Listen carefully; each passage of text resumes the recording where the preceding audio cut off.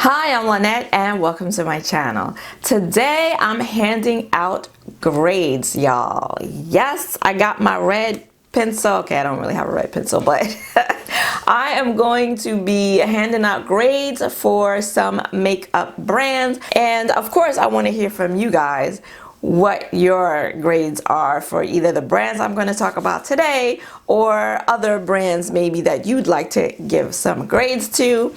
And so let's have some fun. This is the whole point of this video, is to have some fun, and don't feel offended or personally attacked if I give a brand that you love a grade that you don't like, okay? So if you like these types of videos, or if you like eyeshadow tutorials, hauls, swatches, and reviews, then please consider subscribing, because I do all of that and then some here every Saturday. All right, so let's roll up our sleeves and get to grading. All right, the first one on my list, I'm going to start with the good grades, okay, and then we'll work our way down. And as I'm looking at my list, and I do have a list here, okay, with some notes. As I'm looking at my list, I already kind of feel like some of the grades are changing, but anyway, let's get into it. So the first one I'm going to start with is the brand that gets the highest grade from me today. And of course, these grades can change. They are fluid, all right? But as of today, this is how I'm feeling about how these brands are doing. In my opinion, and according to me and what I like or feel like I need from a brand. So the first one I'm going to start with is Juvia's Place. Now, there are some folks who think that the owner Chi Chi is problematic. She had some issues with Jackie Aina earlier last year, and it got real ugly. And real unprofessional. And for that reason, people canceled Juvia's Place. I was not one of them. Aside from that, when talking about the products themselves and what this brand puts out, the price point is really just, they put out great quality. If you've ever used an eyeshadow palette, okay, for example, and a lot of the grading here is going to be heavily weighed on eyeshadows because, you know, that's my thing. So I might mention other products that brands make, but the grade is really going to be heavily weighted on the eyeshadow products that they produce. And Juvia's Place really produces some great eyeshadows. Every now and again there'll be a hit or a miss that I'll come across, but I mean, the quality for the price, I think $25 is the highest that they charge for an eyeshadow palette. And look at the size of these. I mean, the pans that you're getting here are just like, okay, you're never going to pan it. And the packaging is absolutely gorgeous. It's all Afrocentric. Their theme is totally always on brand. It's always consistent. Black warrior, Nubian women, just always, ever, across concealers, across eyeshadows, across all their products. The branding is the same, which I appreciate, and it's beautiful. The quality of the eyeshadows are competitive, are comparable to a lot of higher end eyeshadows, again, in my opinion. This is all my opinion. And then they have since branched out from eyeshadows, and they've gone into complexion products. They have foundations, they have concealers, foundation sticks, matte foundations, they have highlighters, they have setting powders now. I do have one of their setting powders, which is really nice. Too dry for under my eyes, but nice for people who can wear them. I mean, you know, it's been hit or miss sort of with the foundations for me, but the fact that they've expanded, they've got brushes, they've got like a full line. They have lipsticks, liquid lipsticks. They are coming out, I feel like they come out with a lot of stuff fairly frequently. I mean, enough to where I, at least personally, don't feel overwhelmed by it, but that enough to where I haven't forgotten about them. I don't forget about them. they're always there somewhere where I'm thinking, oh, let me check out what they've got on their website, or oh, they've got something new out, let me check it out. But I don't feel like overwhelmed by the amount of releases that they do.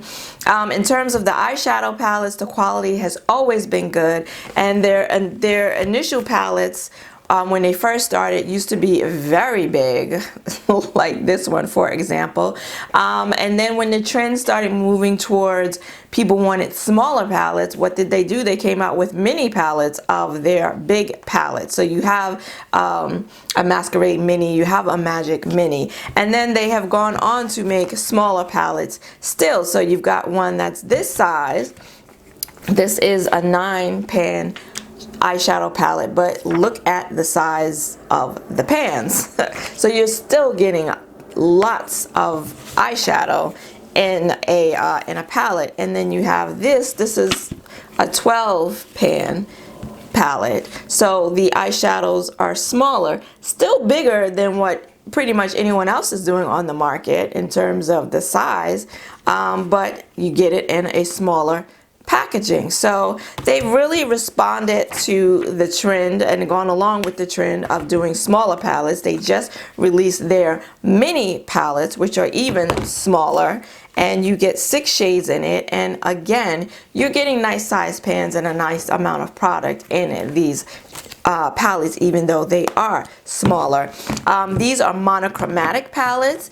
Okay, Colourpop came out with this whole monochromatic theme, and now they've jumped on board, and they've also gotten into the monochromatic eyeshadow palettes, and I think they've done a really good job in terms of the palettes that they've put together. So again and again, for me, they hit it out of the park. When they first started, they had issues where people said their stuff was coming broken or not at all, and they wouldn't do returns. And now, they still don't do returns, I don't think. But now the packaging, I know, because I've been ordering them from the very beginning. And now they have like these mini palettes. All of their palettes come in their own box, but then this is in bubble wrap inside of a box that's inside of a bigger box that has more protection in it. And thus far, knock on wood, I haven't received anything broken. So and last but not least, they have good sales and they have frequent sales. I think they've had a sale every day since Black Friday. 40%, 30%. It's gotten to where they'll come out with new products and people will be like, oh, well, I'm not going to pick it up now because I know soon enough it's going to be 30% off. It's going to go on sale, and then I'll pick it up then. So I think for the quality that you're getting at the price point that you're paying, I really think Juvia's Place is really doing the damn thing. I'm always excited to see what they're going to do next. And so for me, in my book, they get an A. Okay, so since I mentioned Colourpop, let's talk about Colourpop. Now, Colourpop at one point, I think they're still trying to take over the world. Not just the makeup world, the whole world. When Colourpop first came out with $5 eyeshadow singles, I was like, what? I was all over it. I was all over it. And this palette, not all of this palette, but the large majority, except for maybe these down here, are Colourpop and some over here. But the majority of these eyeshadows are Colourpop eyeshadows. And they just came out of nowhere. The eyeshadow quality is really, again, really excellent. For the price that you pay for it, you would think it could be high end because they're pigmented, they blend well. I mean, they last long, they wear long for a long time. They're really, really nice eyeshadows. And then for the price that you pay, I mean, again, the quality versus the price point, It's really, really great, really excellent. I do like their packaging. They have palettes now, and I like their packaging. It doesn't feel cheap. They have like $12 palettes that have gone up. They used to have $12 palettes. Now the prices are going up, but we'll talk about that also. They're definitely more affordably priced, but I don't feel like I'm getting cheaper quality at all. Ever do I feel like that with their eyeshadows in particular. They have now expanded, and as I said, they have palettes, they have brushes, they have complexion products. I use their concealer like every time I do my makeup. I use a Colourpop concealer. They are really like doing it.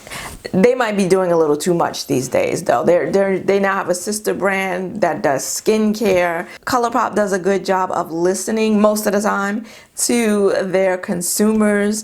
I meant to get a monochromatic palette here, but I don't have one in front of me. But when people were asking, oftentimes they'll ask on Instagram, on their social media, what kind of palette would you like to see us come out with? What kind of colors? What's the next monochromatic palette you would like to see? And the monochromatic palettes came out as a response to consumers saying they wanted to see palettes full of reds, or they wanted to see more blues or greens, and Colourpop responded with their now famous monochromatic 9-pan palettes. They have green palette, they have a yellow palette, they have orange, pink, purple. I mean, you name it, they've pretty much run the whole spectrum. They've got a black and gray one, like no one else has a black and gray one. Well, I did see another indie brand that has one, but none of the mainstream brands, as far as I know, have a black and gray monochromatic palette. So they're not afraid to take risks. That's for sure. So they have a large variety of products now that you can buy from them, and you could probably do at this point a full face of makeup using Colourpop, and all of this from an indie brand. I still consider them to be an indie brand. Now, some of the issues with them is that when I said they're doing too much, they release new collections and new products like every week. It seems like every other day. They've become MAC. Remember when MAC still puts out a new collection like every time you turn your head. MAC had a new collection. Well, Colourpop now, every time you turn around, they're putting out more palettes, and to the point where their palettes are starting to look alike because they've done so many. There's only but so many shades you can put together that at some point they're going to start to look alike, and they've gotten to that point. Their pricing has increased as well. They've got $18 palettes now, like and I think, what are they 9 or 12 pan palettes that are now $18, where you used to be able to $12 was probably the most you were gonna pay for a palette. So they're getting more expensive, but their products are getting more redundant as they go along. So I'm interested to see if they're going to be making any changes and listening to consumers who are now saying, oh my gosh, everything, you need to slow down. Everything's starting to look alike. They started putting pressed glitters in their palettes, and a lot of people complained about that, and they didn't seem to hear that. I feel like the last couple of palettes they've released have not had pressed glitters in them, and people have been happy about that, but they're doing a lot, and I think they need to pull back at this point and really just think about what it is they want to do next, as opposed to just churning out eyeshadow after eyeshadow after eyeshadow palette that's starting to look all the same. So for that reason, I mean, they've got a lot of good that's going on, but there's some things now that are kind of wearing people down. So for that reason, I'm giving Colourpop a B-. I think they can bring their grade up a little more. I'm going to stick with indie brands right now, and I'm going to move into Colored Raine, another black-owned brand, female black-owned brand, similar to Juvia's Place. But I feel like Colored Raine, they've taken a different path. Let's discuss. So, Colored Raine, their packaging, you know, they get an A for packaging. Their packaging is absolutely beautiful. They have empty magnetic pans, which is what this is, and they do look, it's got a mirror and everything, and then they do single shadows, which are a little bit pricier than, let's say, Colourpop or Juvia's Place. Juvia's Place doesn't do singles, but or let's say, well, Makeup Geek has raised their prices too. So in relation to a Colourpop, for example, their shadows are a little more expensive, but the quality is really nice. This is a palette of all Colored Raine eyeshadow. So you can see I've been a fan from the very beginning. The quality is really nice. And then they started coming out with eyeshadow palettes. Their most famous and most popular one being the Queen of Hearts palette. I think this is what really got them off the ground and got people noticing them and talking about them. So this one I think is really what got people's attention. And then since then they've come out with, they were one of the, I think, early brands to come out with mini palettes, which is now what people seem to be interested in and what the trend seems to be moving towards. But Colored Raine really came out with this really early into the game. So the packaging is beautiful, the quality is beautiful. They have lipsticks, liquid lipsticks. Oh my god, they've got the cherry blossom red lipstick, liquid lipstick that is absolutely gorgeous. I do own it. So they're doing a lot that's right with Colored Raine. Now, I think where Colored Raine falls down a little bit is in two areas, maybe three. The pricing. Once again, their quality is really nice, very nice, but they tend to be a little on the expensive side, and I see where I think they've gotten better. I think they realize that their pricing has not been the best, and that they've gotten a little better, I think, in more recent months with their pricing. This Colored Raine palette is beautiful, but $52 for a palette can be prohibitive for some folks. So also their mini palettes, even though I think they were ahead of the trend with their mini palettes, they really shot themselves in the foot with the pricing of the mini palettes. Because these mini palettes, when they first debuted, and gorgeous, absolutely gorgeous, this is one of my favorites, when they debuted, they were like $36, $37, and people were looking at them, including me, like, you want $36 for a 6-pan mini palette? I don't think so. And they got the point, because after they couldn't, for the longest time, they couldn't sell them at that price. The price started to come down. They started to go on sale, and then they just started slashing the price. I think they're now like $27. I've seen them for $18.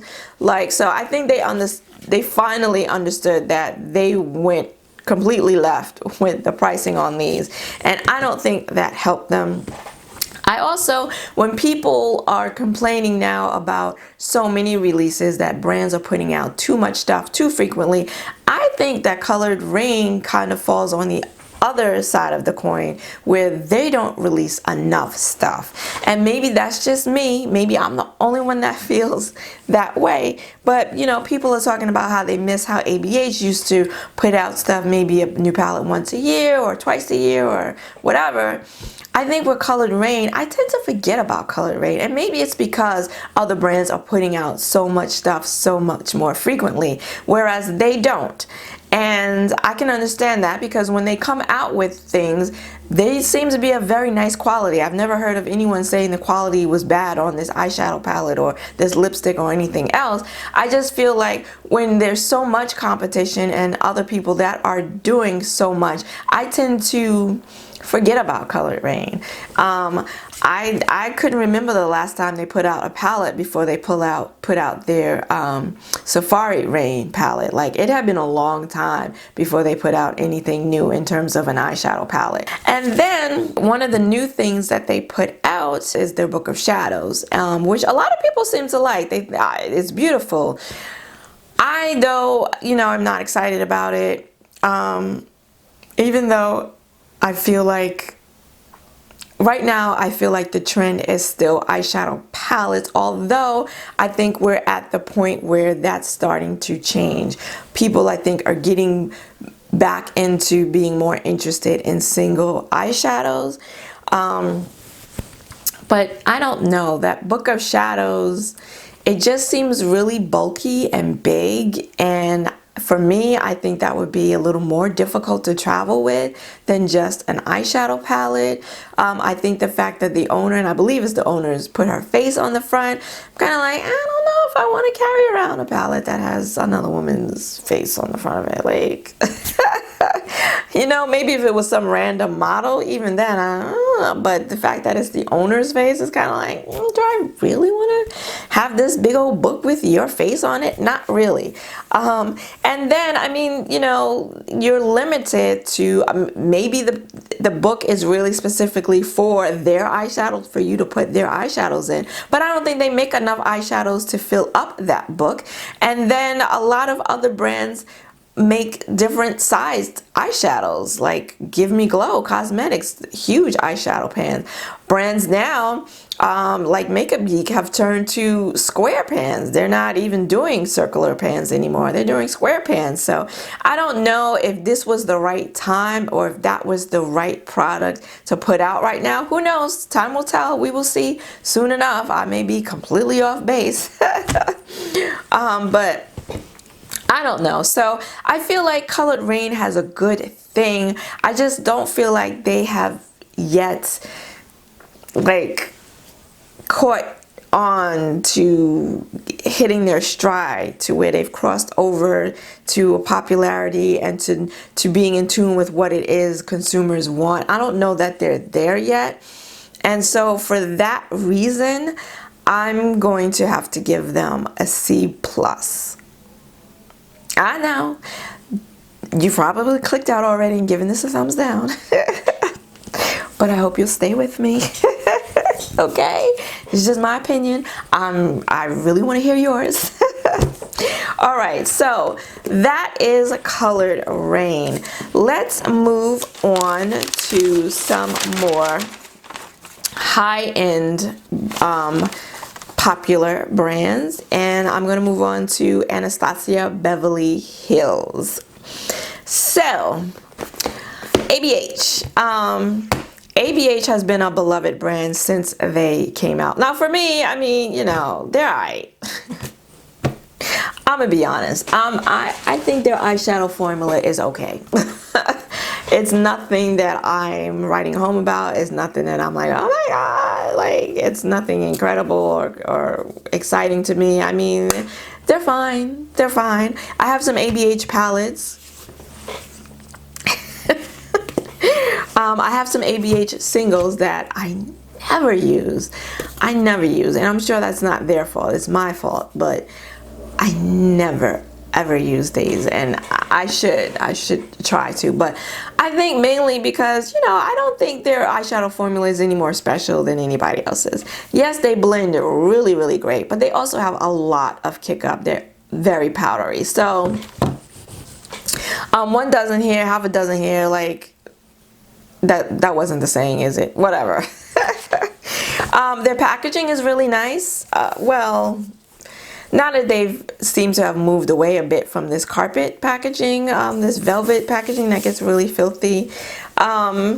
This Riviera packaging, for example, one of their more recent releases, very nice. And I feel like their more recent releases have gotten away from this fabric velvet type carpet packaging. I think the last one that they released like this was the Soft Glam, if I'm correct. So I mean, a lot of people love ABH. They're like their holy grails. They have that warm modern renaissance palette that they ain't never gonna declutter ever in life. And okay, I have to say, they are really genius when it comes to the marketing. I mean, when Norvina, who seems to now have kind of taken over ABH, at least the creative side of it anyway, when she did that PR list thing on social media, and you had everybody tweeting about this list and wanting to get on the list and tweeting looks with ABH shadows. I mean, talk about free advertising. Wow. So they definitely get an A for their marketing strategies.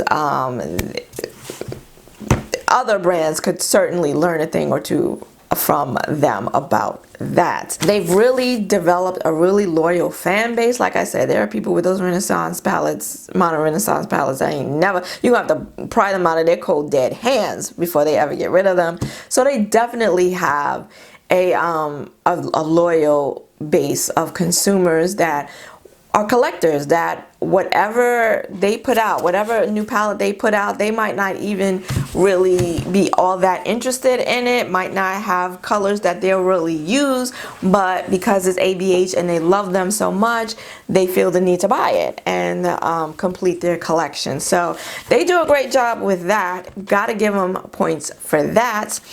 I think though that in more recent years that they've starting to have just as many not so great things about them that as they do great things that they're doing really well and things that they're starting to not do so well. I think for me, when talking about the eyeshadow formula, is now they're starting to put a lot more pressed pigments into their palettes, and I'm not a huge fan of pressed pigments. I love the pigment, I love that they're really super pigmented, but you know, they can be a little finicky. They can require more time and more effort to have to work with them. I'm finding that in a lot of the palettes that they've come out with recently, the ones that are the most interesting to me, like this pink and these purples, like the ones that speak to me the most in terms of the matte shadows, more than likely turn out to be pressed pigments. They got those 3 big Norvina Pro palettes that are, I really thought about buying at least one of them, the third one. I really was tempted to buy, but when I found out like half of the palette, if probably not more than half of the palette were pressed pigments, that kind of turned me off. I mean, this Subculture palette for me is a perfect example. A lot of the mattes in this palette are pressed pigments, and I had a hell of a time the one time I tried to use this palette. And it was one time because I had such a hell of a time trying to work with this palette that I put it aside and I've never touched it again. I do plan on, I guess, going back in to try it. But yeah, see, so the whole move towards pressed pigments thing is I don't think is in their advantage, is to their advantage. And when people were having problems with this palette, Norvina's response about, well, you know, you're not using it correctly, you don't have the right skill level for it, was kind of like, really? Really, Biatch? Really?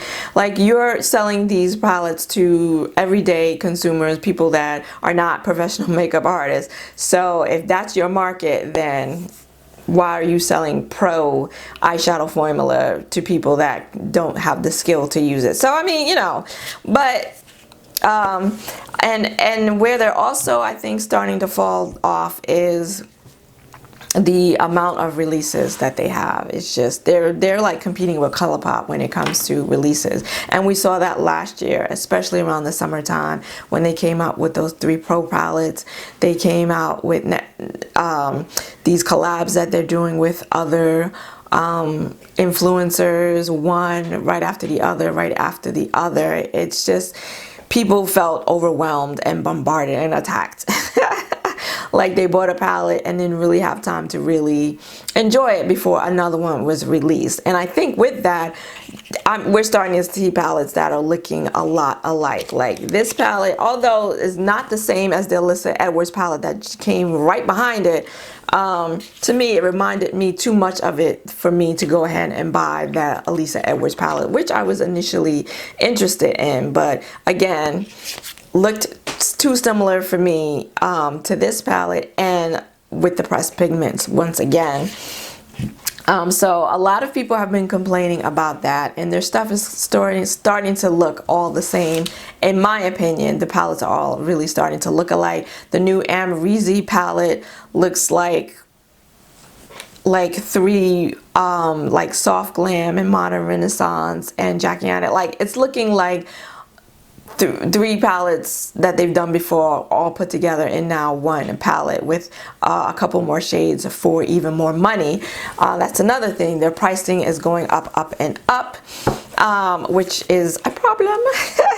I feel like they've really started to fall off, and where they were doing a lot of things really well, I think the negatives now are starting to outweigh the positives. And I'm interested to see, they now have this spin-off brand, I guess, the Norvina brand, that is supposed to be a lot more edgy than, I guess, ABH. I don't know. It's starting to all muddle together. I can't separate Norvina from the Norvina brand from ABH. It's just, it's a little confusing. It's a lot confusing. I'll be interested to see where they go in 2020, if they are listening, if they are aware of what their consumers are saying, and if they're going to make any changes. So for right now, for me, Anastasia Beverly Hills as a brand is going to get a grade of C.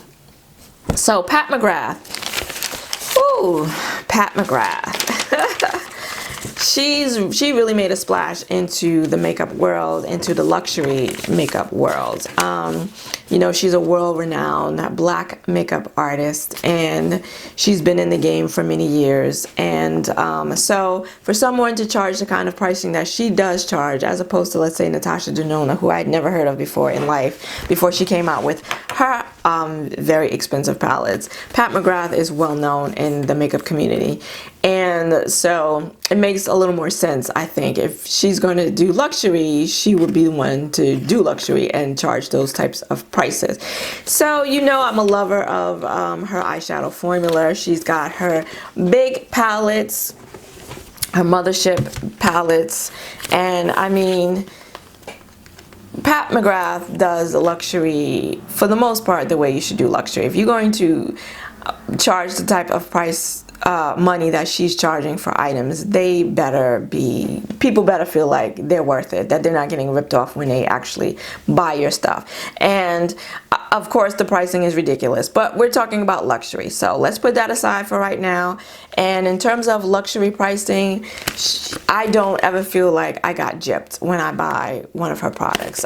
Just from the outside packaging, just from the box that the full-size mothership palettes come in, to the actual palette themselves, I mean, it's luxury through and through, okay? So it's not like you're spending a lot of money and you're feeling like, oh my god, what the hell, what, this cheap plastic thing she put it in? I mean, she's doing some nice stuff. She's got her mini palettes. So she's got the full-size palettes for $125 for those people who will spend that kind of money. And then she's got the mini palettes for those people that won't spend that kind of money. So she's got these, and again, even though they're smaller, the packaging is still beautiful. She really pays attention, I think, to an experience. You're getting an experience. It's not just about the products, I think. Of course, that's the most important part. But when you purchase luxury items, you are partially what you're purchasing is the experience that you're going to have with this luxury item. And I definitely think Pat McGrath has got the whole luxury experience down.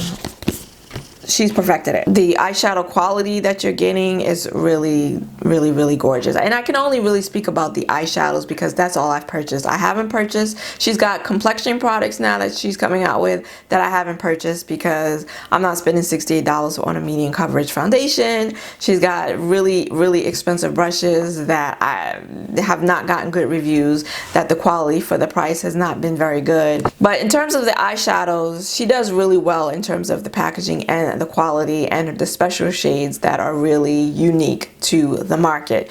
Now, where she's kind of fallen down at is the launches. Her last few launches have not gone very well. Dare say they've been a disaster. The Star Wars launch, the relaunch of the Decadence palette, like really was a disaster, to the point where some people are like, can't have canceled her or are now taking a break from the brand because they were just so frustrated about how that all went down. You know, which I can totally understand. Fortunately, I didn't have any issues when I was looking to purchase any of these items, but you know, I can certainly understand people's frustration. It sounded like a hot mess.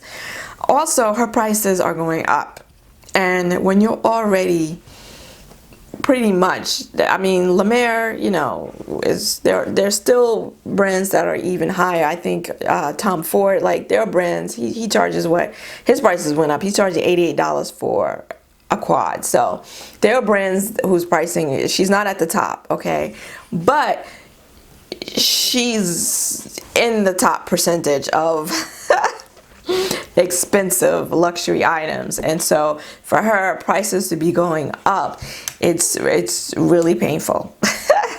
It's very painful. So now she's got you know, her last mini palettes, 6-pan mini palettes, were $65 as opposed to $55. These babies right here, which were the Star Wars collection. So I think that she's also got quads now that are $65. So her pricing is definitely going up. The quality doesn't seem to have changed, but I don't know. Should the quality be getting better if the prices are getting more expensive? Might be something to think about. And with these last launches, the customer service didn't seem to be very well, and it's maybe she's growing at a rate. She's now coming out with concealers, so it seems like the brand is growing, and it's very successful, and it's growing, and I don't know that she's caught up to the demand yet for her products. So 2019 at the year's end was really tough for Pat McGrath, and I'm interested to see if there's going to be any changes. People were also complaining about the rate at which she was releasing products, sort of like ABH and Colourpop. And it was really unusual to see such a high-end luxury brand putting out as much as she was putting out last year, especially near the end of the year. So it's going to be interesting to see how the brand continues on in 2020, if there will be any changes, if she will hear or listen to what consumers are saying and make some changes. I don't know. Also, her color stories for the eyeshadows are starting, I shouldn't even say starting to look alike. They've kind of always sort of looked alike. A lot of bronze shades, a gold in every single palette.